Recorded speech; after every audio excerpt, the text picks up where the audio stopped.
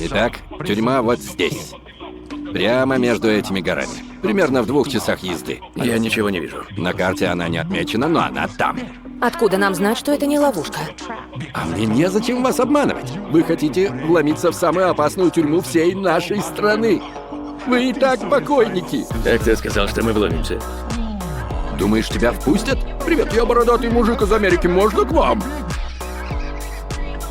Вообще-то да, почти угадал. Ты же хотел передать нас начальнику. Сегодня, если ничего не путаю. А, теперь все понятно. Я приведу вас как пленников, а потом освобожу внутри. Тогда Юрия придется развязать.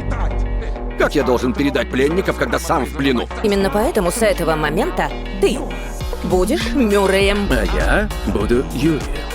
Я не понимаю. Не переживай.